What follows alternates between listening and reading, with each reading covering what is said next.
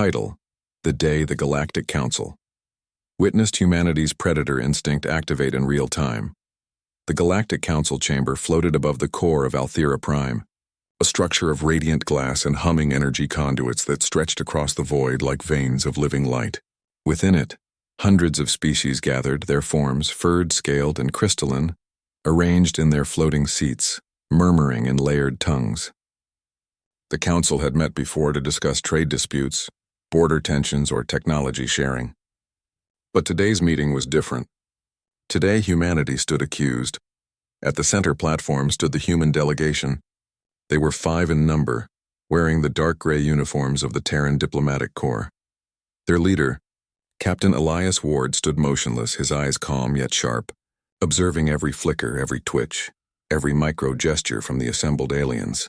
The Council accused Earth of violating the Treaty of Non-Aggression after the incident on the colony world of Virelis IV. From the elevated seat of the Arbiter, the towering Yuln magistrate leaned forward, translucent skin shifting with nervous bioluminescence. "Humanity," it began, voice echoing through translation spheres.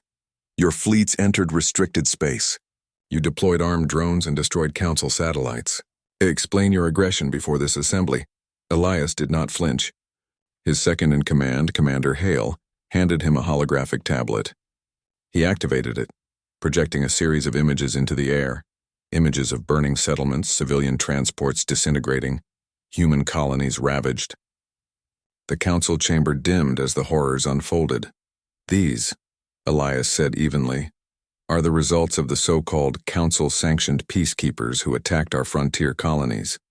We responded as any species would, by defending our own." A murmur rolled through the chamber. Some species hissed or clicked in disbelief.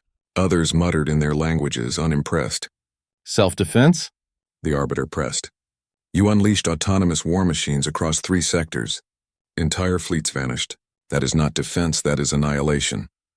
Elias turned his gaze toward the Arbiter, and for a fleeting moment the calm mask cracked. His pupils narrowed. His breathing slowed. The air seemed to change. Every recording device, every sensor array captured what followed. He did not raise his voice, but the tone changed. It grew quieter, colder, and heavier. "When your fleets came for our people, you expected submission.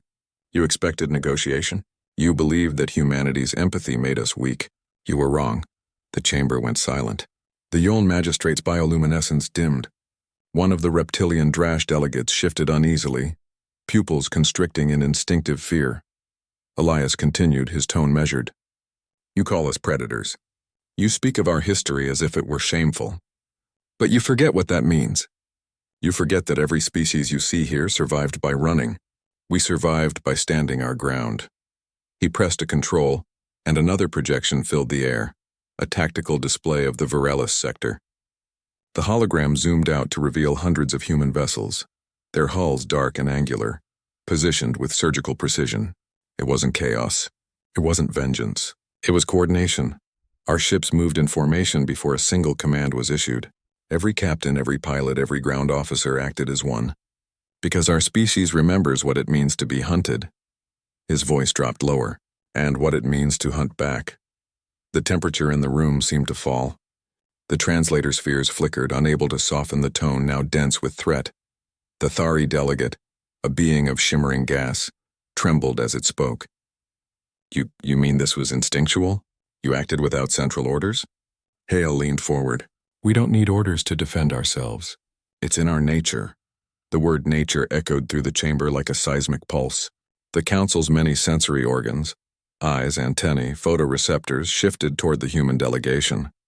They didn't see soldiers or diplomats anymore. They saw something old, something dangerous. The Arbiter tried to regain composure. "The Council forbids species from engaging in autonomous retaliation without authorization." Elias turned the projection off, plunging the chamber into half-light. "Then perhaps the Council should have considered authorization before letting its fleet slaughter our civilians." A murmur swelled into chaos. Delegates shouted in protest, languages overlapping in a cacophony of panic. The human delegation stood unmoving, watching as the illusion of control dissolved. It was then that the recordings would later show a subtle but unmistakable shift among the humans. Their body language synchronized unconsciously. spines straightened, shoulders squared, eyes narrowing in unison. Their muscles tensed not in fear, but in readiness.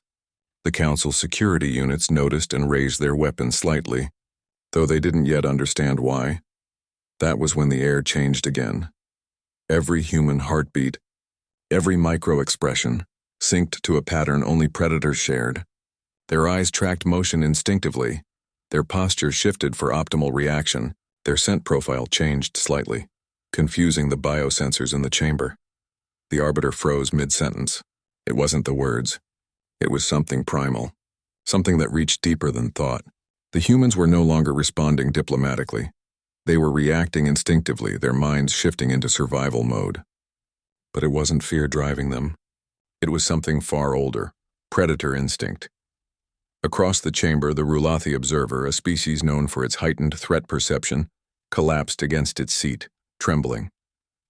Its translator emitted a terrified whine. "They've locked onto us," it stammered. "They're watching us the way a hunter watches prey." Elias didn't move. His gaze swept the room once, and every instinct-driven species present, every herbivore-descended being, flinched. Their evolutionary memories screamed danger. Their bodies reacted before their minds could reason. The Arbiter tried again, voice shaking. "You are before the Council, human. You will stand down." Elias exhaled slowly. "We already are. But you should ask yourselves why you felt the need to say that." The silence that followed was suffocating. Commander Hale stepped forward, breaking the tension with mechanical precision. "The Terran colonies have recalled every ambassador. We will not engage in further talks until reparations are issued, and those responsible are held accountable." The Council erupted again. Shouts of protest, threats of sanctions, even veiled warnings of war filled the chamber. The humans listened quietly. When it was over, Elias spoke one final time. "If war is what you want, know this. We didn't rise to dominance on our world through peace alone. We learned to build. We learned to think. But before we learned to speak or write or reason, we learned to kill.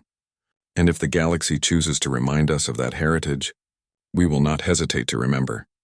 The words were calm, but every syllable carried the weight of millennia.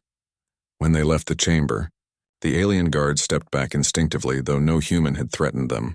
The Predator's gaze lingered in their memory. Sensors recorded abnormal fluctuations in temperature and electromagnetic fields around the humans, signs of elevated adrenaline and cognitive synchronization. As the human shuttle departed, the Council chamber remained frozen in stunned quiet. The Arbiter sat motionless, hands trembling slightly. One of the aides whispered, "Were they bluffing?" The Arbiter looked up, voice faint. "You don't bluff with something that deep. You don't bluff with instinct." In the following days, the Council held emergency sessions. Fleets were repositioned. Borders were reinforced. The member worlds of the Orion Pact declared neutrality. The human colonies went silent, cutting off all communication beyond defensive beacons. Then came the footage. On countless worlds, broadcasts leaked from border observatories showing Terran fleets repositioning, not in panic but in eerie synchronization. Their ships glided through space in perfect formation, responding to unseen cues. No visible communication signals were detected. The crews acted as one, each maneuver precise and coordinated. Analysts struggled to explain it.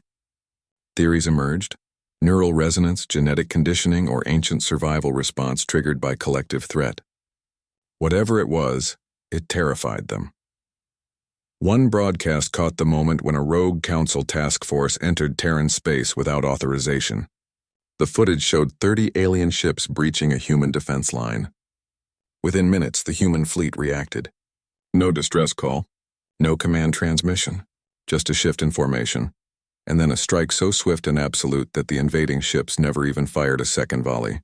Observers called it impossible. Experts called it instinct. Humanity called it Tuesday. Back on Althera Prime, the Council chambers remained in turmoil. Reports flooded in of species withdrawing from trade routes, canceling exploration projects, and fortifying their worlds. Fear had spread faster than any weapon. Within months, the galaxy learned to treat humanity differently. Border patrols avoided Terran sectors. Ambassadors spoke in hushed tones. No one dared provoke the species that could turn from diplomat to predator in the blink of an eye. And somewhere, in the depths of Terran command, Elias stood before a new star map. watching the shifting lines of galactic power. Hale stood beside him.